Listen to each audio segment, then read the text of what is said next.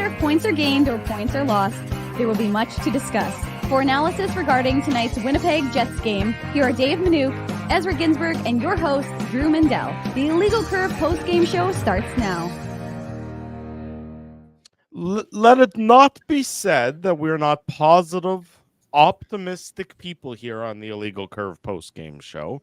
So despite the fact that the Winnipeg Jets just put forth probably their worst effort of the season and were handily dominated by Vancouver by a 5-0 final margin, let it not say that we are positive.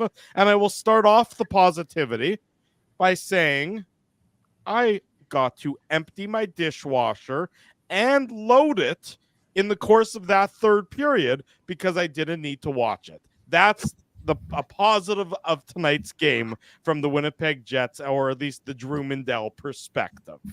Good evening, Winnipeg. Good evening, Manitoba. And for all those joining us live this evening on our YouTube channel and all of our social media platforms, we say good evening, universe, and welcome to the Illegal Curve post-game show with Dave Manouk, with Ezra Ginsburg. I am the power of positivity himself, Drew Mindell, here to talk about tonight's demolishment, which isn't a word, but I'm tired and we've done a lot of shows by the Canucks over the Jets. Just I think the worst performance of the year. I'm trying to remember which one would have been worse than this one from the Jets perspective, but this was as one-sided as they get, and Vancouver gets full marks for their victory, Ezzy. Yeah, considering, boys, that the Jets didn't score a goal, we're not going to have a Seagram shot of the game. So I was thinking, Drew, hey, you can Vancouver scores a goal. Well, we don't give the Seagram shot of the game to the visiting team, Drew. Are you going to take if you're going to take a shot right now, I'll play the bumper and we can call that the Seagram shot. Well, no, what I was going to ask you, Drew, is if you can just shoot me in the face instead of doing a Seagram shot of the game. Because hang on. The Seagram shot of the game. Your wish is my command, Mr. Ginsburg. The Seagram shot of the game. I won't actually do it because I'm pretty sure it's not justifiable homicide. But somebody should do a shot of Seagrams. Pardon me, a shot of Fireball after that. Like, guys, I'm sorry. Like, what did we just watch? Like that. Like, the Vancouver Canucks are one of the best teams in the league. But I mean, clearly the flu bug. There's a virus going through this team right now. I mean, first off, could the Jets complete 2 or 3 passes consecutively? Like, no. The passing was off. You know, the Jets finally get a power play, and Alex Iafallo's in the corner all by himself, and he just trips. Josh Morrissey tripped earlier in the game, like just out of nowhere. Like, Hellebuyck clearly is not 100%. And the craziest thing, boys, and obviously we're going to have, you know, a lot to talk about here, a lot of Jets goals to talk about in the Betway game recap. I guess we're just going to, you know, recap all of the Canucks goals. But I mean, you know, Hellebuyck, you're watching that game. Mike McIntyre of the Winnipeg Free Press, he questioned, you know, would Bones pull Hellebuyck, Dave, after the first period? Because we know Laurent Brossoit didn't face a lot of rubber yesterday in Seattle. Then the Jets go down 4-0, and what happens? Thatcher Demko leaves the game. Casey DeSmith comes in, and he doesn't allow any goals. And the Jets start, like, shot at, like, I remember Neil Pionk, Sean Monahan, there was a rush. Neil Pionk got the first shot on Casey DeSmith, and the Jets had, like, 4 shots the rest of the game. Like, it was just unbelievable. And then obviously Hellebuyck stays in for the rest of the game. But I thought it was kind of weird, guys. I don't think this was like a turning point or anything. But I was kind of surprised that Bowness kept Hellebuyck in there after the first, and especially after that fourth goal. I don't think the Jets have pulled a goalie this year for bad performance or poor performances. I mean, you know, they've pulled a goalie certainly to try and get an equalizer to go 6-on-5, but I can't think of a game where a goalie has been replaced this season for the Winnipeg Jets. And if I'm wrong, please correct me in the chat, of course, but I'm pretty sure the Jets haven't pulled Brossoit or Hellebuyck at any point so far this season. You know, I agree with you, Ezzy. I sort of thought maybe after the 4-0 goal, but really, I mean, what's the point I guess you could say, what's the point of doing that? The game's over. But right. Then you could also say, what's the point in leaving Hellebuyck in if he's sick, right? And like Brossoit played well, obviously, yesterday in Seattle, and he didn't face a lot of rubber. I think I'm nitpicking here, Drew, because I don't think really the Jets played well enough in front of Hellebuyck, and I don't think they would have played well enough in front of Brossoit to make a comeback in this game down 4-0.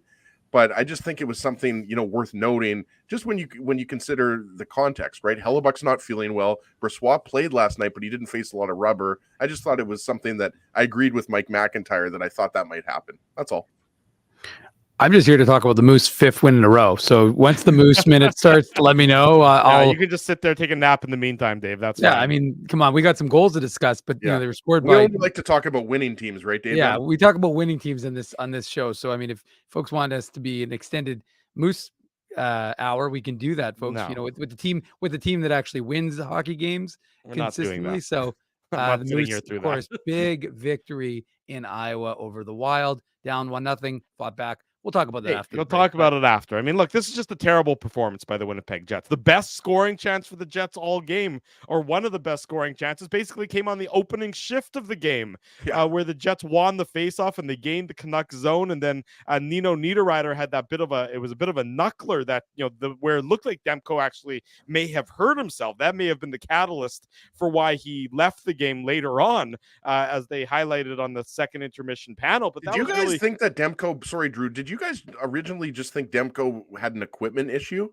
I just thought maybe he got bored and wanted to go do something else for the rest of the night. Fair enough. Maybe he wanted to get early access to the Roxy or something. I mean, I have no idea what he was up to, but it just sort of all of a sudden randomly, like he just sort of skated off the ice and there he goes. I'm like, well, Drew, you mentioned earlier, like we can't. And by the way, if Hellebuck or Brossoit has been pulled this year, it's only been once or twice. And I mean, we're what 63 games into the season here, Drew. Like I can't keep track of all these games at this point.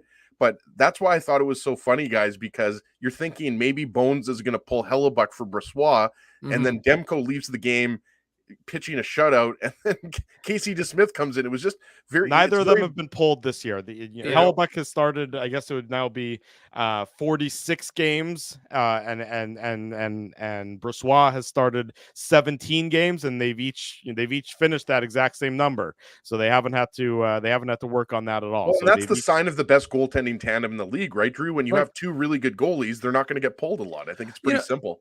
But you know what? I'm somewhat inclined to agree. I mean, if you got Connor Hellebuck, who didn't look like he was 100%, and Laurent Brossoit, who looked solid yesterday, only faced 14 shots in the final 40 minutes, and I think five shots in the third period. Yeah, like he wasn't tested. He wasn't. I mean, look, I don't think the difference was going to make the goaltending. Let's be realistic. I think this team is, was a little bit out of sync, and I think people have to recognize it is the second game of a back-to-back, and it's the first time all season this Jets team has lost a game. They were 6-0 coming into this contest. So I mean, they're 6-1-0 going into the second game of back-to-back. And of course, Seattle and Vancouver are not a significant distance. So we're not talking about anything of real consequence. It's not like you're going from Calgary to LA or something like that. But it's still it's not an easy game, and the Jets just didn't have it. And that's what it comes down to. They just didn't have it going on. It's crazy to think, though, obviously down 2-0, Mason Appleton, if he scores that goal, it's a 2-1 hockey game. And that's just the gateway hockey goes sometimes, right? You have a game that the Jets very easily could have been in. We're having a different conversation. He doesn't score. They go back the other way. They score a goal, and suddenly a 2-1 game potentially is 3-0 in reality. Well, and also, Dave, the early second period, right? Remember, Mark Scheifele had that good scoring chance. It was a breakaway or a partial breakaway. Remember, JT Miller tried to get it back to Ian Cole, and then went all the way down the ice. Scheifele had the scoring chance. And then right after that, or not right after that, but shortly after that, remember, Nemesnikov had the scoring chance and Demko made the glove save. So to Dave's point, instead of it being a 3-0 game, because I think it was 3-0 already at that point. 3-0 at that point. Yeah, you know what I'm saying? 3-1 game. Exactly. Even if it's a 3-1 game or 2-1 game, it's a hockey game. As soon as that fourth goal is scored, we've been covering hockey for way too long, boys. We always make this joke. The 3-goal lead is one thing. 4-goal leads are pretty much insurmountable, right? Like, you just don't see that very often. You see it, once in a while. But once you're down 4-0, the flu bug is going through the team. I mean, the game was over at that point in the second period. Yeah, especially because you could see the Jets didn't have anything. I mean, the Jets just didn't have anything, that they could give out anymore. You saw guys blowing tires left, right, and center. You mentioned it, Ezzy. They couldn't complete a pass if their lives depended on it. This was just a team that they were on empty. Their gas tanks were on empty, and if they were going to be able to, generate anything, it was going to have to come early in the contest, and then they maybe would have to hold on for dear life. But when, Connor Hellebuck gives up that weak second goal, and we'll get into it in the Betway game recap here in a minute. And I mean, look, Josh Morrissey, who has been breaking ankles of opponents all season long. That's trademarked by Dave M, by the way. Okay, well, I'll send Dave a royalty for my usage of it. Thank you. I think he broke his own ankles a couple times. He just sort of tripped and fell on a couple different instances. And, you think about the Dylan DeMello play. It didn't result in a goal, but his stick explodes on the clearing attempt, and it goes right onto the stick of Quinn Hughes. Connor Hellebuck makes the save there. But when you just see sort of so many of those kind of instances happening over and over again, you realize that it's just not your night. And, early in the year, I remember there was a loss. I don't remember which loss it was. Like I said, there's been a lot of games and a lot of post games, but it was a game where, in past, a coach like Paul Maurice would have just said, sort of flush it and move on. And Rick Bona said, we don't flush games, on this team. We, look to see how we can improve upon it. I don't think there's anything you can glean from today's video to improve upon. I don't think you can look at today's video and say, this is where the problems, were. This is, one of the sources of the problem. It was an all. You're burning the game film from tonight's game. It was an all system failure. It's a burning the game film type of situation. I think, a lot of people mentioning this in the chat. You have to flush this game, right? Like, you're happy you got the 2 points in Seattle. But I don't know what we watched, as I mentioned earlier, because this was not Winnipeg Jets hockey. I really don't think this, is a sign of things to come or anything like that. Look, Vancouver's a great team, but the Jets are there. I mean, Dave, if you had to count how many guys are dealing with the flu bug right now, I mean, you'd have to think it's at least half a dozen guys the way they were playing. Like Kyle Connor,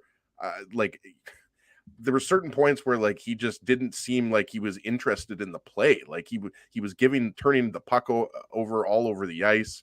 And you just didn't have really anything going on for large stretches of the game. And the thing is, you didn't have a lot of the power plays. Obviously, the Jets didn't get one until late in the game, and they did absolutely nothing with it. The game was absolutely over at that point anyway. But I think this is just one of those games where, you can't, there's nothing that was teachable in that game. No. Yeah. The one thing I want to say, though, is remember, we were giving the Jets high praise for their effort yesterday in Seattle. So, I mean, the team that was defensively sound yesterday wasn't today. They were loose, and they were, so, I mean, it is kind of inconsistent to suggest. And Brent, you were in Seattle yesterday, so you didn't technically, it wasn't a complete waste because you got to see them in Seattle. Maybe not necessarily the game tonight in Vancouver wasn't so good, but yesterday they had a shutout. Today they got shut out. So you got to see the yin yang of the Winnipeg Jets experience. But no, what I was going to say that again, the Jets played really well yesterday, and we praised them for, Winnipeg Jets hockey. Yeah. So again, it's not easy when, like they played, like Vancouver's a better team than Seattle. There's no question about that. But, and I think I saw JB Brown say this in the comments, and it's true. Vancouver wanted this hockey game, right? Vancouver's very well aware of the record of the Jets and how the Jets did 3 weeks ago, how the Jets came back in that game. And I'm not going to say embarrass them, but won a game that they expected to win. Remember, they went and started complaining, oh, the refs, it's hard when we're playing up against the refs and the Jets, was kind of the mantra of the Canucks. But you knew that they wanted this game, and they had this game circled as to get a measure of revenge against the Winnipeg Jets and say, listen, we're a top dog in the West, and we're going to show you that we are. So, I mean, the Jets lose the game, and it is what it is. And like, I agree with you boys. Like, you flush it, you're going to have there's going to be, obviously we're going to have to deal with it. We don't get to flush it as much as we'd like to, but we have to deal with it for the next, half an hour. But what I was going to say is, they're going to come to Winnipeg. They're off tomorrow. It'll be a whole new ball game with Colin Miller and Tyler Toffoli in the fold on Monday. And just wanted to mention one thing, because obviously, 44, that was one of his worst games of the year. And he might be one of the players that dealing with, a flu virus, whatever. I wouldn't be surprised at all. Josh Morrissey has been one of the Jets' most valuable players, not just this year, but in previous years. So you had a good defenseman, obviously, for the Jets. But Quinn Hughes, guys, we got to talk about him. Like, I mean, his skating, it's incredible. And I thought, again, in this game, Quinn Hughes I mean, it wasn't even close. Like, this was a showcase game between two of the best defensemen. We talked about Morrissey. There's a good chance he represents Team Canada coming up in international play, right? I mean, Quinn Hughes is the America's stud defenseman, right? They've got a few of them. Adam Fox is another one, right? But just incredible to watch him play. Like, that's what stood out to me, the skill of Vancouver. We talked about mainly the this speed morning. of Vancouver is what jumped out to me early in the game, especially in that first period. The Jets didn't look like they could, that they just weren't prepared for the speed that Vancouver was coming at them at, and they couldn't slow the Canucks down in the neutral zone, Drew, and it was it was a lot of playing catch up, and it seemed like not only were the Jets playing from behind from a score perspective. But we always talk about dictating pace, and obviously a team can't dictate the pace of play throughout the course of an entire game. I mean, it's rare. Sometimes it happens. We definitely saw it a lot yesterday for the Jets versus the Kraken, but I felt like the Jets were just playing catch up and just running around in their own zone. And I mean, that fifth goal, I mean, I don't know, again, I think a lot of these guys are dealing with something, but Sean Monahan just backhands the puck, or was it Nemesnikov backhands the puck and it goes off of Monahan, and the Hoglander goal just go bouncing around. Like, it was just an ugly game overall. Yeah, let's get into the nitty-gritty details of it. You're gonna have 5 Canucks goals to stomach through before we can get to at least the Moose victory on the Manuk Moose Minute. But stay with us. We're gonna do it. Let's start it off with the Betway game recap. The Betway game recap. Big thanks to our friends at Betway for their continued support of the Illegal Curve post-game show. Betway is the sports betting app that puts you, the customer, at the forefront. And if you're like me and you thought the Jets were going to win and you gave a goal and a half, well, Betway thanks you for your money for tonight's contest.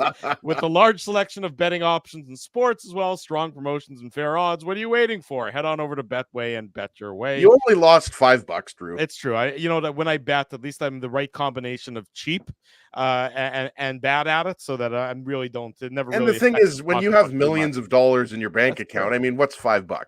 Exactly. Exactly. When you're money bags Mindell, who cares if you lose? You $5? have to be money bags to wear a shirt like that. Thank you. Hey, whoa. I'm Smiley. Mr. Smiley. That's why I'm wearing the shirt. It's, just about midnight. This is our third broadcast in the last 24 hours. I like that shirt, Drew. Wear that shirt proudly. I do wear this shirt proudly. I got to be. You just got a Ginsburg, Drew. You just got a Ginsburg compliment. You're definitely taking that shirt off and burning it. I was going to say, as he's a fashion maven, we know that. Drew. Yeah. I'm a fashion maven with my hoodies and sweatpants. Yep, for sure. Yeah, well, it's a step up of wearing the same shirt to my wedding 3 days in a row, like you did so many years ago, and then got butter on it after day one. And I've been trying to get the sponsorship from Joseph E. Bank or Joseph A. Bank. I forget what it was, but yes, I got butter sauce or something, chicken juice, or I don't know what it was. And yes, I only had one shirt, and I had to buy a new shirt. And yes, you've reminded me every day since 2012, I believe, was the year you got married. That's correct. Very good memory. Yeah. Thank you. Thank God, at least one of us remembers. I need you to keep track so you can remind me when my anniversary is. It's coming up. Got to keep track of that sort of thing. In any event, big thanks to our friends at Betway. And before that, when we did the Seagram shot of the game, nice and early. Big thanks to our friends at Seagram's for their continued support of the Illegal Curve post-game show. Fireball tastes like heaven, burns like hell. Available wherever your fine liquor products are sold. It started poorly for the Winnipeg Jets. They had a good scoring chance on the first shift of the game, but that was about all downhill from there. Vancouver opened the scoring 2:05 into the first period. JT Miller gets his 32nd of the year, assist to Nils Hoglander and Quinn Hughes. It's a failed zone exit by Kyle Connor. And I mean, he was soft and he was slow in this play. And we talked about it, how the Canucks were anything but soft and slow. They were fast and they were harder on the puck than the Winnipeg Jets were. And after the failed zone exit, JT Miller gets body position on both DeMello and Josh Morrissey. There's a goalmouth scramble, and he tucks it past Connor Hellebuyck to give the Canucks an early 1-0 lead. bad play by Kyle Connor, but the entire line, the Scheifele, the Mesnikov, Connor line, was hemmed in terribly in their own zone on this shift and really throughout the first period before the Jets brought out the line blender, as Yeah, it's funny, Dave. When Drew said soft and slow, I thought he was talking about his lovemaking, but he was talking about the Winnipeg Jets here. So yeah, I mean, you mentioned, not a good play from Kyle Connor here, but Drew. I knew I would get Drew on that one. I knew I would get him on that one. Look, boys, we're breaking down a 5-0 victory here for the Canucks at 5 to midnight. And so, we got to keep it real here. And yes, I was at a birthday party earlier and I have had a few drinks. So I'm feeling a little maybe more loose than I was last night. God help us. Whose birthday party were you at? It was a friend's daughter's 16th birthday. Ah, okay, fair enough. Yeah. Keep on going. Yeah, I don't know if they want me to mention the. That's fine. Yeah, I just didn't know. I'll tell you who in the private. I know who it was now. You don't even have to tell me. I'm pretty sure I know who it was. Oh yeah, Drew's on top of all the 16-year-old birthday parties that are happening. Dave's pretty on top of it too. The bar mitzvahs and the bat mitzvahs, but yeah. So what goal are we talking about here? JT Miller's goal. By the way, we were talking about Zach Hyman having a quiet 40-goal season. What about JT Miller having a quiet 32-goal season? But yeah, on this particular goal, look, it's again, I hate to keep saying this, but the Jets are just kind of scrambling around and looking slow, and the Canucks. Usually when that happens, that's a bad thing. Quinn Hughes is doing his thing. And obviously creates that play with the initial shot, but it's a combination of Josh Morrissey and Dylan DeMello, and look, they don't take care of the garbage. And Morrissey and DeMello, guys, I believe were on the ice for the first 3 goals, so it wasn't a good night for them. Mm-hmm. And they're obviously the Jets' best D pair, but I don't think, Dave, there's much to break down here aside from the fact the Jets are scrambling in their own zone and they just they don't pounce on the rebound, and JT Miller does. No, you're absolutely right, Ed. Sorry, I thought we were gonna go. I thought we were gonna try and do these lightning, Drew. So I was expecting not. You were still thinking of that soft and slow joke, weren't you? I was trying to add on. I'm like, how can I add to that? But no, look, it's and the problem for the Jets is, especially given the fact that you're coming, you may be a little bit tired. A bad start is again, Captain Obvious, but it's one of the most inopportune things that you can do, because when you don't have your legs, playing catch up is not going to be easy. And a goal 2 minutes into the hockey game, again, it just sets you on a bad course. And at least we had a national broadcast to make it not sound like it was a regional broadcast, to let us know exactly the best. I have to say, because again, I don't really care, and I don't give a shit really, obviously, one way or the other. But I have to say, like, when they highlighted the Scheifele one and they called it his embellishment, I just started laughing. I was like, "What? In what world are we are we watching that and thinking it was actually an embellishment?" And yet they referenced it as such. And I was like, "Okay, well, I guess we're watching a Canucks regional broadcast tonight and not a national one." Are you talking about the trip on Burakovsky? What play are you? No, they're talking. Remember the play when JT Miller hit him in the head, gave him the shoulder to the head, and then Scheifele went. This is 3 weeks ago. Oh, and they showed it in the highlight packet as at the beginning of the game. I don't know how you elbow a guy in the head and then he embellishes it. I know. That's why it just doesn't make any sense. I was just laughing. Anyways, don't go together. Okay, sorry. I didn't realize that was the one you were talking about. Yeah, we're rehashing things from 3 weeks ago. Yeah, exactly. We're talking about the game from February 17th. That's how bad tonight's game was, that we're going back 3 weeks. Not just us, the good folks in the national broadcast were the ones talking about. I think what Dave is talking about. Did they show the highlight of Neil Pionk scoring the power play goal into the empty net when Ilya Sorokin lost his skate blade? Remember that? That was my favorite one. Yeah, Drew's like, they've got the power play goal. You're like, did you look at the power play goal they actually scored, though, when the goaltender loses his blade? Anywho, so yeah, look, it's just it's an inopportune thing for the Jets, and you're behind the 8 ball. And one of the things we talked about was the whole idea was getting those guys into the rotation and hoping that a guy like David Gustafsson would give them some more juice, right? They pull Cole Perfetti out of the lineup. We thought maybe it would be for Rasmus Kupari that I thought Gustafsson might come in. Turns out he's coming in. He came in for Cole Perfetti. So something to take note of, that Cole Perfetti ends up being the scratch, and it's possible he's sick. The one thing we always have to be cautious of is, we don't know the reasons. So right away people jump to conclusions, but we don't know for what reason Cole Perfetti was the healthy scratch or not healthy scratch potentially. And we didn't expect that, right? There was no indication Perfetti wasn't going to play, No, Dave. So that just further adds to your point that it's quite possible it was the flu bug or whatever is going around. But I'm just saying that, so you expect, like, you inject guys into the lineup hoping that like, what did we talk about on this morning show? It's just that idea that you have these guys, you have the luxury of having extra bodies around. And, one guy who I want to mention, I'll talk about him on the other side of the break, but the one guy who they may want to start thinking about, a recall is Axel Jonsson-Fjällby. Thank you. Five goals, AJF, baby. 5 goals, 6 assists in his last 5 games for the Manitoba Moose. And again, like I said, I'm not saying he's going to become your second line winger, but he may inject a little bit more on your fourth line than what they've got right now. Because but on Monday, your fourth line is going to become the Mesnikov and Iafallo and somebody else, whichever Barron. one, Barron or whomever. So I mean, let's just tap the brakes on Axel Jonsson-Fjällby. Well, Drew, no, I don't think so. story. I don't think we should tap the brakes. I like it. Okay. Well, I mean, for the record, fine. the one thing about Axel Jonsson-Fjällby, never really goes slow. So That's tapping the fine. brakes that's not his thing. Yeah. Right, but I'm not sure that Very his true. speed is necessarily effective as well. Well, Another thing to look out for, though, boys, is that he's on a one-way deal next year. Oh, so Remember when Axel Jonsson-Fjällby signed that deal? I'm just saying. So, I mean, Axel Jonsson-Fjällby, the reason why I bring that up is because obviously bringing in Tyler Toffoli pushes players down, right? Iafallo, like Drew said, Iafallo we expect to be on the fourth line, or him or Perfetti. Nemesnikov and Barron, I think you guys would agree, are locks on that fourth line for now, as long as everybody's healthy and Gabe Vilardi's back. By the way, it's not a guarantee. With what Ken Weeb was saying, I don't think I don't expect Vilardi to play on Monday. I don't think he is either. So I think there's that no means chance. that means that no chance. it's going to be Perfetti or Kupari on the fourth line. Yeah, I don't expect Vilardi to play on Monday. I mean, he hasn't. I mean, he's just going to get back on the ice He's as far as we skating know. on Monday. Yeah, he's skating on Monday. Yeah.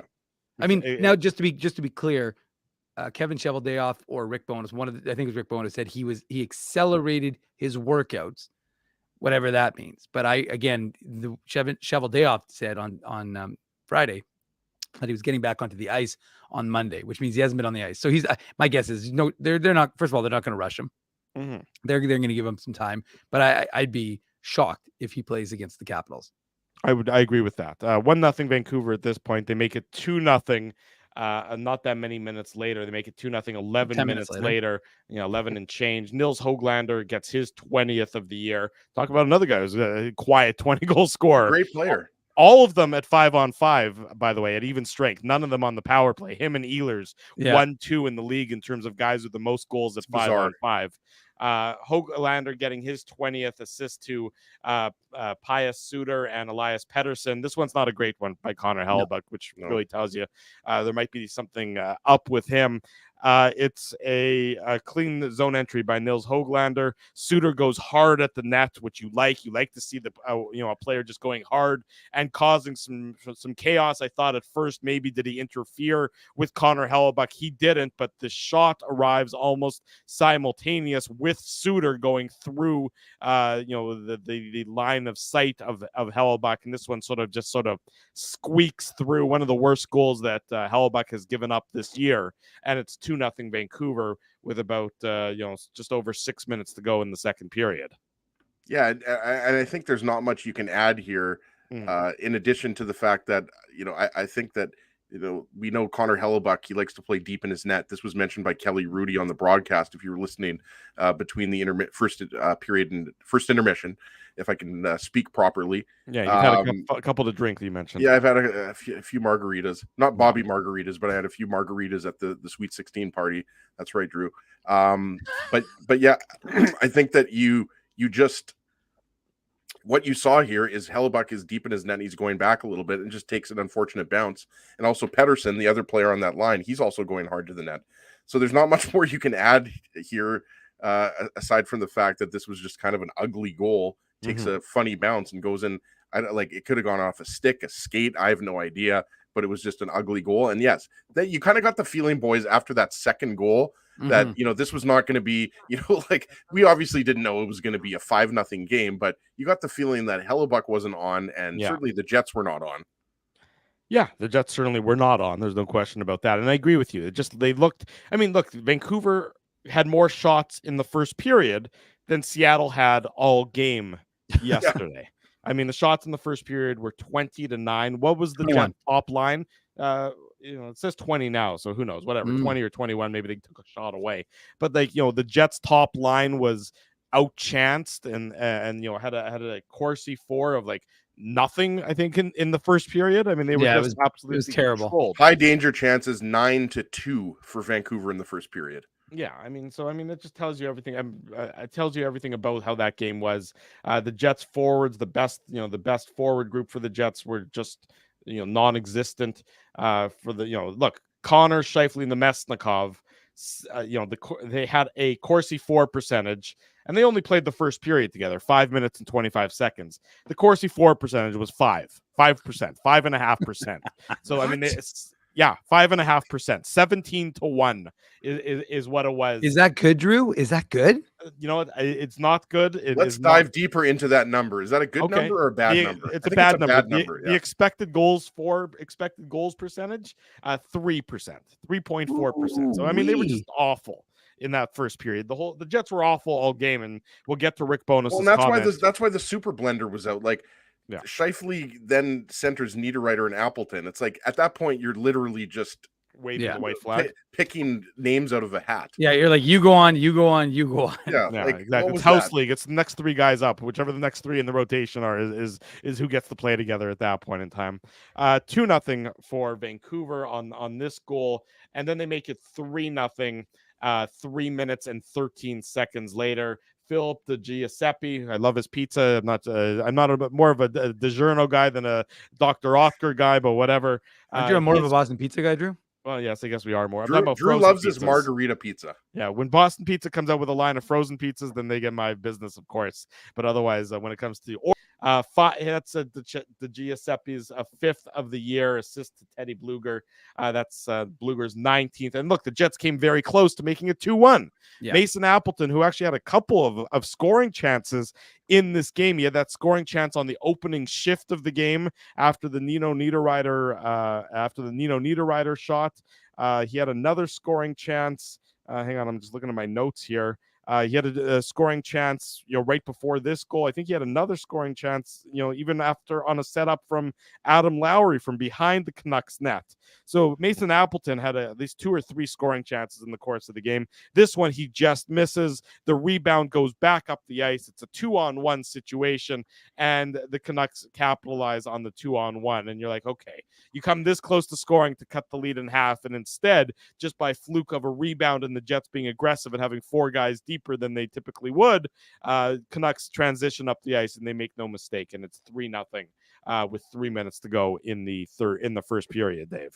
Yeah, no, and that is when the flag gets waved, because it is, to me, the TSN turning point in the game. If they get that goal, even if their legs are feeling a little tired and they're feeling zapped from without energy, that a goal there makes them feel a lot better and changes the course of the game. Give Thatcher Demko a lot of credit, because he anticipates Mason Appleton. He gets out there, slides across quickly, makes the stop, and you credit the Canucks for recognizing, because of course Josh Morrissey, and I don't fault him, because again, his aggressiveness is what has led him to be so successful. Mm-hmm. So he tries to press, and the Canucks see an opportunity and they attack with numbers, and it ends up in the back of your net. So it's an unfortunate turn of events for Winnipeg, but like I said, you like the general aggression. I mean, you didn't, maybe the effort to get back in the zone wasn't what I would say was perfect by Winnipeg, but I mean, at the end of the day, you're pressing, you're down by 2. You don't like the break in the structure so much that there wasn't a forward who covered for Morrissey, just because. Well, that's what I was going to say. I didn't love the way Dylan DeMello played this, and I'm a big fan of DeMello. Like, I just want to preface that. I'm not knocking DeMello, but like you said, Dave, Appleton has the good scoring chance. Drew mentioned it. And like you said, when you're down 2-0 late in the first period, like, you got to get something going. You want to have something to build off of going into the intermission, right? So I have no problem with what Morrissey does there, but DeMello really pressures Bluger. Sorry, I had to go back and look who he was pressuring. Bluger, and Di Giuseppe's completely wide open. I just thought, if at the very least, if DeMello kind of stays between them, he kind of gives Bluger something to think about. But DeMello goes all hard at Bluger, and then DiGiuseppe, maybe it was just a lack of communication, or he thought maybe Josh Morrissey was going to be back quicker, Dave. But just overall, again, the execution, guys, like the defensive, this is when you are coming off. Sorry, Dave, I'm stealing your thunder here. But like when you're coming off of such a almost like a defensive masterpiece yesterday in Seattle, when Seattle couldn't do anything tonight, like Drew said, this is like, going from one extreme to the other. Great defensive hockey to just crap. Well, crap would be a good way to describe it. Yes. And again, like I said, the problem is that the forward doesn't cover for Morrissey, so it allows and it creates that odd man rush for Vancouver. So again, I like the aggressiveness, but I mean, it's a 2-0 game in the first period. If you go into the first intermission down 2-0, that's not insurmountable. But when you're feeling like crap and now you're down 3-0, it makes it a lot more unrealistic to have some sort of expectation that you can get back into that hockey game. Yeah, 3-0. Just a quick glance at the out-of-town scoreboard. Dallas did defeat the Los Angeles Kings tonight, so the Stars move 4 points up on the Jets. The Jets still, of course, have 3 games in hand, but Dallas, winners of 5 in a row, are now 4 points ahead of the Jets in the race for the top spot in the Central Division. Jets and Avs remain tied at 85 And by the way, Nashville won again, Drew. Yes, Nashville did win again. I mean, they're 10-0-1 in their last 11. I guess they would be. That would make sense if they were 9-0-1 coming into tonight. They're now 10. I did not see this coming, by the way. I thought that the Predators were going to be maybe second last in the Central. Good on them. I mean, I just didn't think they would be this good this year. No. I don't think they're getting out of the first round, but again, I mean, if they get into the playoffs, that's an accomplishment. Certainly, and so good for Nashville as well. You're right about that. Canucks made it 4-0 in the second period. This coming at the 4:04 mark of the second period. It's a power play goal. Elias Pettersson getting his 31st of the year, assist to Connor Garland and Quinn Hughes. This is with Morrissey in the box. No, pardon me, Ehlers in the box for an undisciplined slashing penalty behind the play. Why was he so upset about it? He was complaining to the ref after he came out of the penalty box like it was a slash. Yeah, you slashed the guy. This was a penalty. I mean, yeah, they always, I'm sure that the Vancouver guy did something at first that wasn't called, but in sports, they always call the re-offender as opposed to the initial offense. That's just, you're right. We don't know what happened before that. You're right. Right, but you would assume that the Vancouver guy did something, but Ehlers has to know that he can't do that in that instance. Just like all the Jets tonight were absolute. You can't do that. Should have been the mantra for tonight's game because that's how the Jets played. But anyways, with Ehlers in the box, Pettersson gets his 31st assist to Garland and Quinn Hughes. It's a shot from the point by Quinn Hughes, not a slap shot. The shot that gets through and it sort of deflects off of Connor Garland. And Pettersson is in good position to bang it in past Connor Hellebuck. Again, when you front a guy, as the defenders always do nowadays, they always front the guys. As soon as that puck gets between the last defender, gets past the last defender, that just means it's a one-on-one battle between the goaltender and the offensive player. And in this case, the offensive player won, and that offensive player being Elias Pettersson. Well, he's a pretty damn good offensive player, as we've talked about, and as the Canucks are now paying him for the next 8 years to be. 4-0, 4 minutes into the second period, and it's good night, Irene, at that point in time, because the Jets are certainly not coming back from that against a very talented Vancouver Canucks team. Right. You mentioned defenseman fronting. On this particular play, what stood out to me is the two defensemen are Brendan Dillon and Dylan DeMello. Yeah. And what I didn't like is that, look, I mean, Vancouver has a good power play. They've got a lot of weapons. You've got, I think it was Iafallo, who was the forward on the left side, right? Yeah, and Lowry. And then Dillon comes out. I just thought Dillon came out a little bit high, Dave. And again, Dylan DeMello or Brendan Dillon? Exactly. Brendan Dillon, number 5. And again, guys, we're nitpicking here. Like, this wasn't a good game for the Jets. But I mean, at the end of the day, we are breaking down these goals. So I just thought Dillon was a little bit high. And then as Drew mentioned, Quinn Hughes, who obviously... I wish I was. Yeah, that's funny. Quinn Hughes, I should have thought of that one, Drew. Quinn Hughes, who obviously is the quarterback of the Canucks power play, puts it on net. And then because Dillon was high, he's a little bit slow to react to Pettersson behind him. And obviously DeMello, has, I forget who was on the other side, if it was Brock Besser to worry about, right, Dave? So I just thought, again, just not a good defensive effort by the Jets. Just overall not crisp. And look, they're allowed to have some bad games, but I mean, considering yesterday, I mean, it was like watching, Team Canada in the 2014 Olympics when nobody could do anything against them with, guys like Drew Doughty and Duncan Keith and Shea Weber. We remember that group of defensemen, right? It was like that in Seattle yesterday, right? And tonight it was just like the Jets just didn't have that same type of structure. I realize people are tired of hearing about it, but that's what's made the Jets so successful this year is because you know what to expect. They've been consistent in that they don't give up a lot. And tonight against the Canucks, it was just, I mean, it was cookie night. It was yes, exactly. It was free pastries all over the ice for the Vancouver Canucks. They wrap up the scoring in the third period and recap as a result. P.S. Suter getting his 13th of the year. This coming with about just under 5 minutes to go in the game. Höglander throws it towards the net. Nemesnikov, tries to clear it away, but he clears it right onto the stick of Suter, and Suter makes no mistake putting it past Connor Hellebuyck. And all of these goals just exemplified how bad of a night it was for the Winnipeg Jets, Dave. And this one was just, it was unnecessary, but it just, again, another reason for the Canucks and the hometown crowd to celebrate a well-deserved vanquishing of an opponent they've had trouble with over the last number of years. Yeah, I mean, look, this is a situation where the Canucks didn't even look, you want to talk about crisp. They didn't look crisp. The pass out of the zone was in between their guys. You got a guy who just basically smashes it off the board.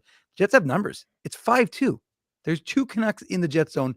There's 5 Jets. Yeah. And somehow Suter is just, I'm just going to be unmolested, gets right into that spot and puts it in. And it's just, again, I'm going to use a Drewism. Well, but also Nemesnikov backhands it. Dave. Nemesnikov backhands it, does this weird backhand that goes off of Monahan. And like you said, I just watched the replay. There's 5 Jets back and 1 Canuck. Well, no, 2 Canucks. Like, I mean, I don't even, 2 Canucks, but 5 Jets back. And like you said, just throws it on net. And it's just like, I guess you can just chalk it up to it's one of those nights. I just thought tonight's game was just, everything about tonight's game was well, off. And the Drewism that I was going to quote was, if you want to talk about attention to detail, you have 5 guys. Again, let's do the math. 5. Like, as he likes the restaurant, 5 guys. They had 2. Oh, those Cajun fries. If you guys had those Cajun fries from 5 Guys, if you had, good job, Dave. Hey, well, that's fine. 5 Guys talking about Ezzy's love for 5 Guys would be more interesting than the rest. Than burgers are okay, but give me a VJ's or a Dairy Whip any day of the week. Ooh, Dairy Whip.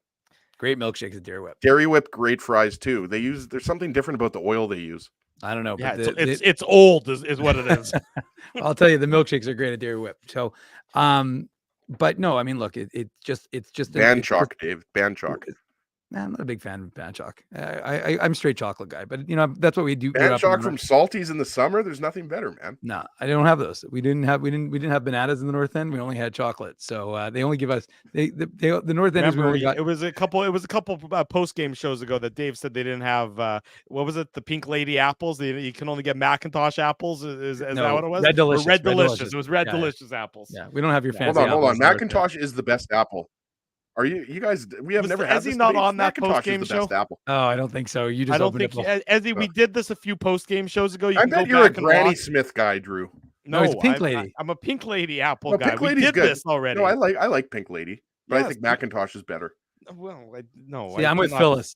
Red Delicious. We did this. We already did this. No. Red Delicious. Get out of here, guys. Okay. Vancouver wins 5-0. That's the Betway game recap on this what is now Sunday morning. It's what about tuna? What about tuna? We're losing Drew? an hour. Okay, that's tuna. going. Tuna, skipjack or albacore? Okay. Good. Always white flaked albacore tuna. That's not a question. No skipjack. What about ambrosia? Jeff, who just got out of the hospital. Congrats to Jeff. He asked about ambrosia apples. Okay. We'll be back with more of Moose the stuff. Jets and let's the go to break. Canucks. Let's go to break. BP's New York Sicilian Square Footers. With a thicker crust than ever before, they're light and airy on the inside and oh so crispy on the outside. You're gonna have your work cut out for you. Okay, fine. Try the New York Sicilian Square Footers, only at Boston Pizza. You guys ever wish for a game changer in life? Like finding out your favorite snack has 0 calories? Or discovering the mute button on Ezzy? Picture this, a secret weapon for parking where you can book a spot a whole month in advance. Tell me more, Drew. Pre-book your parking at really low rates, or maybe even for free if you use the code Illegal Curve. Free? What is this? Sorcery? The Grid Park app. It's a real secret weapon that has affordable game day parking, and to sweeten the deal even more, I love sweets. our listeners can use the code Illegal Curve to park for free. Holy Zamboni. Tell me about it. Just download Grid Park, GRYD Park, and use the code Illegal Curve, all one word, to park for free. The game can change just like that. Accidents happen when you aren't protected. So now what? Getting to your injury quickly can make all the difference. Help prevent them from being game changers with Linden Market Dental Center. Bonding, crowns, bridges, and dental implants. State-of-the-art treatments are available to help you get back in the game. To learn more, visit lindenmarketdentalcenter.com. Creating smiles for life. Your coworkers love you because you always make them laugh. You're the life of the party with stories that have them rolling on the floor. Or maybe you're just the quiet one in the corner with the one-liners that just slay. Do you have what it takes to become Winnipeg's funniest person with a day job? Try your luck. Hit the stage at Rumors Comedy Club, and you could be walking away with $1,000 cash. Winnipeg's funniest person with a day job. Presented by Rumors. For all the details, head to rumorscomedyclub.com. Whoa, Ezzy, everything okay? You look stressed. Of course I'm stressed. We're moving, the house is upside down, the kids failed miserably at packing the fine china, and my life is in chaos. Chaos! Yes, that does sound like a problem. What am I going to do? Ezzy, relax. Rolly's Transfer Moving and Storage is the answer. With 60 years of experience in moving Manitobans and a track record of exemplary customer service, one call to Rolly's and your stress is gone. No job is too big or too small. Just visit Rollies.com and they will take it from there. Thanks, Dave, and thank you, Rolly's Transfer Moving and Storage, online at Rollies.com. For 3 generations and over 80 years, Tough Duck has been making apparel that works and plays as hard as the people who wear it. From jackets to work boots and everything in between, Tough Duck's clothing can handle the harshest environments, even the Illegal Curve Hockey Show. Work to live, live to play. Visit toughduck.com.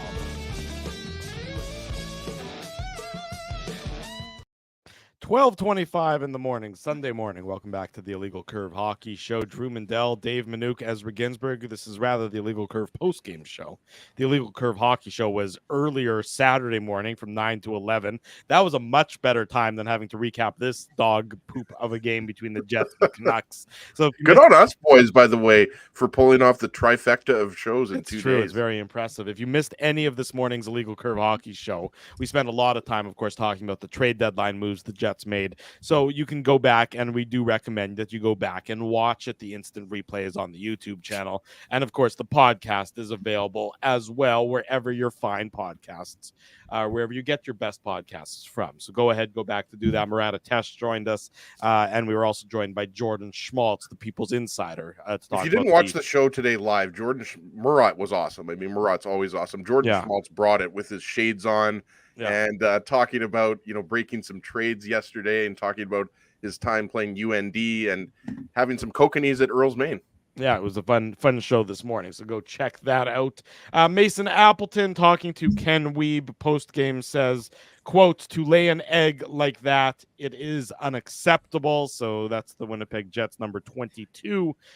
Displeased with the team effort. So was Rick Bowness. Quote, "The bottom line is that's the worst game we have played in my 2 years here by far, because we didn't have one player play a good game. Not one. It starts there and it ends there." So there you have it. Not one. Coach That's Rick a great Bowness quote. That's also smart though, right? Yeah. I mean, to not lay the blame on one person's shoulders or a few, like it just makes a lot of sense. So it allows him to just kind of escape this game. I mean, one thing you realize with these veteran coaches, what sometimes, I mean, Paul Maurice was good at this, and I noticed Rick Bowness, they're very good at redirection. So if they sense that a question is going in a way they don't want to answer it, they cut you off before you're done, and they direct it the way you want. And then most of it, hey, we're Canadian, we're polite. So most people are like, well, I mean, and then it's the next person's turn. So they redirect it in the way they want. And you're like, well, that's not the question I was asking, but it's too late. You're right, though, Dave. Bonus has been around way too long that he knows. I mean, look, they lost 5-0. Like, what else? How many different times are you going to say, well, like, why did you suck tonight, coach? Like, he knows, he knows why these questions or how these questions are going to come about. Right. So you're absolutely right. I mean, he doesn't necessarily answer the question the way you would like him to answer it. Yeah. Let's redirect this post-game show to something a little bit more favorable. Put on your antlers. It's time for the Manitoba Moose Minute on the Illegal Curve Hockey Show.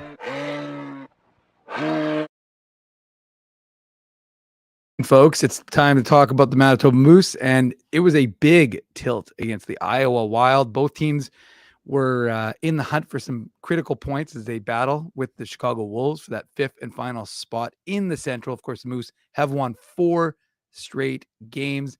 They did get a favor by the Minnesota Wild, who appeared to trade away their entire team during the trade deadline, including Nick Petan. He was freed. He was dealt to the Rangers organization. So no Nick Petan, who's had a lot of impact in Iowa. And you had a Moose team that was, like I said, feeling good, won 4 straight. And it's interesting because much like the game yesterday, boys, it was a 0-0 game through 40 minutes in Iowa. So you're like, okay, this is going to be a real snooze fest. No changes for the Moose. They went with the exact same lineup, and they gave up the first goal, but then they started to roll. Christian Reichel, part of that identity line with Jeffrey Viel and Parker Ford. He scores his 14th of the year to tie the game.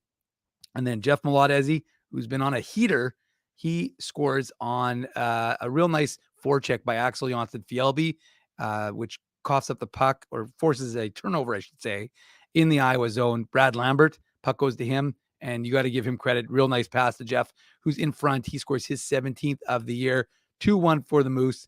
And then a couple of empty netters. We don't generally break down empty netters, but Simon Lundmark from long distance, he makes it 3-1.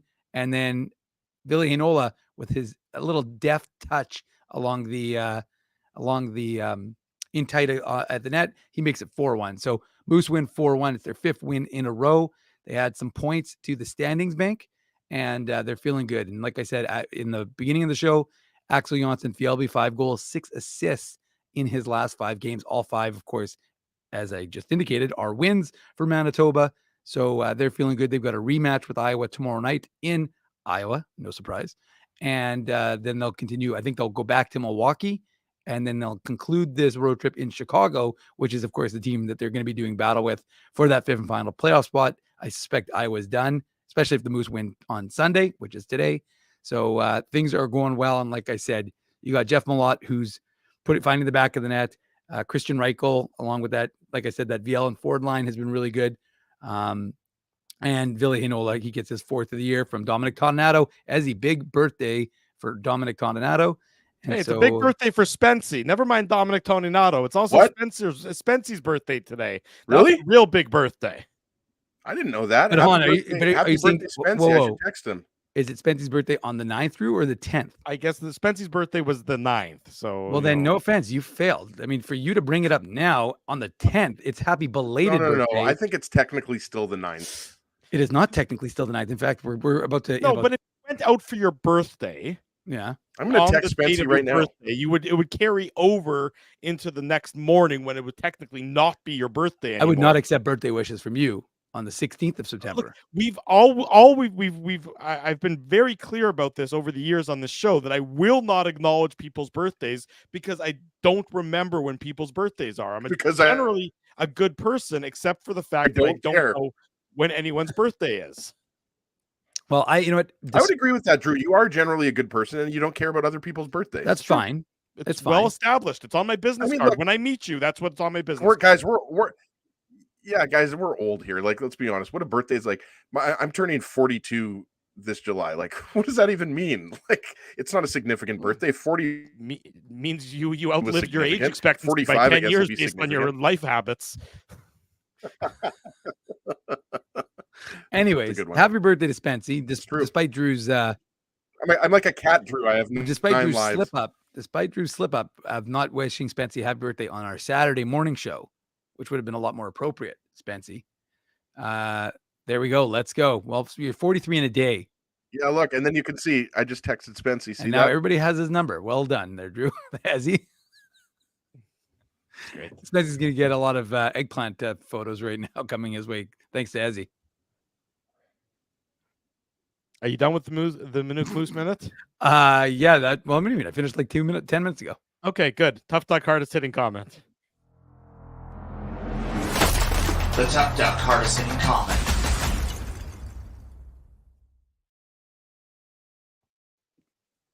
If anything has become clear over these last 2 he sounds wonderful game shows, it's that we've all completely lost our mind after doing all of these Jets games. What was that, Dave? Well, your microphone cut out. Your for a mic second cut out there. for a sec, so I was like, "You sound wonderful." Oh, okay, yeah, that's funny. Okay, we're gonna give it to LB, even though. Hold on a second, I don't know what's going on here. We're gonna give it to LB. I'm not sure if this is Laurent Brossoit. I don't think it is because Laurent Brossoit probably didn't tune into the post-game show to see his team lose 5-0 and then us recap it. But this comment's good. I had it up earlier in the show. Apparently, they all went whale watching yesterday when they got in. Then they went puck watching. Just kidding. I'm making all of this up. And then I have to also include that Drew is the best. Obviously, this person knows Drew, I'm assuming. I mean, nobody that didn't know Drew would say that. But anyways, I thought it was funny because obviously they're in Vancouver. Laura's middle initial is B, so there was a possibility that I thought it might be my wife, but she's been asleep for the last hour, and there's about a 0% chance she ever watches this post-game show. No, absolutely not. Sometimes I mention it to Laura, and she's like, I have no idea what you're talking about. Because you guys do a post-game show? I just thought Drew was in the basement. Yeah, I just thought Drew was working on model airplanes. I had no idea what he was doing down there. I thought he had a big train set down there. That's what I assumed he did all day. Yeah, I just thought Drew was doing his 1,000-piece puzzles. I had no idea you do a hockey show. I hate puzzles. I hate jigsaw puzzles with a burning passion. You know what? I'm like, just as an aside, because I think this is an important topic we should talk about. I didn't really like puzzles, but then Ariella started really liking them. Like we do like 60-piece puzzles, or like we've done 100-piece puzzles. But it's pretty degrading when the kids are better at them than you are. No, 100%. Ariella is very smart. She's better, but I'll say this much. I like doing puzzles with my daughter. I don't like doing them by myself. Like when I see people doing these like 2,000-piece puzzles on these big tables, I'm like, I would rather pour cyanide into my eyes than do this. Like I would rather do anything than do pour cyanide. I don't think it's a liquid, isn't it? I don't know. Is it a liquid or is it a capsule? I guess it's a tough one. I'm not I know it's in apples. Sorry, I'm not familiar with poisons. Right, Dave knows that cyanide's in apples. And like, if you have too many apple seeds, I think you would have to eat. Yeah. I mean, you'd have to eat an only in Drew's Pink Ladies. We didn't have apple seeds in our Red Delicious apples in the North End. Yeah, I've always thought Drew might poison me at one point. Expensive. That's why I brought that up. But anyways, LB, send me an email, Ezra@illegalcurve.com. I apologize for the fact that I've made absolutely no sense on tonight's show. I had a couple margaritas earlier in the night. But yeah, send me your mailing info for that great comment. I'll put it up here. 1 second. I'll forget the fact that you said Drew is the best, because obviously Dave is the best. But yeah, LB, send me your mailing info on Twitter @ICSEG or Ezra@illegalcurve.com, and Tough Duck will ship out a toque to you. Thank you very much for the great comment. Well, this has been an entertaining edition of the post-game shows. I mean, I got to say that at the very least. It's been something. We turned a 5-0 loss into something that was worth listening to. At least I think so. Yeah, exactly. By focusing less on the game and more on our complete and total insanity and shenanigans. It's true. You get it all here on the Illegal Curve post-game show. We cover all bases all the times. I can't believe we're still rehashing the Apple debate from about, what was that, 3 weeks ago? We're still onto the Apple, so maybe we can move on. Well, as he wasn't part of that one. So I mean, know, if anybody who's gonna have an opinion on apples, it's the man who bought a rotten apple at 7-Eleven. That's true. There's a man who knows where to buy his apples, and that's Mr. Ginsburg right there, folks. We could have a new winner of the Tough Duck hardest hitting comment, though, with this one. MB from MB wrote, I love the chaotic commentary. Come for the Jets post game. Stay for the cyanide in the eyes. Thank you, true, MB from MB. That's pretty, with all the, if you ever watch Sean and Ken, I'll tell you what, they might break down the game in a slightly more nuanced manner than we will, but we are funnier than they are. There's no question about that. Please, come on. I don't know. I don't know. Kenny's pretty funny. It's a dry wit. That would be it's a bit more. Sean's not funny at all, but Kenny's a bit more rural humor there, Ezzy. Alrighty, folks. Hey, It's don't been 3 shows in the great town of Lactabani, Dave.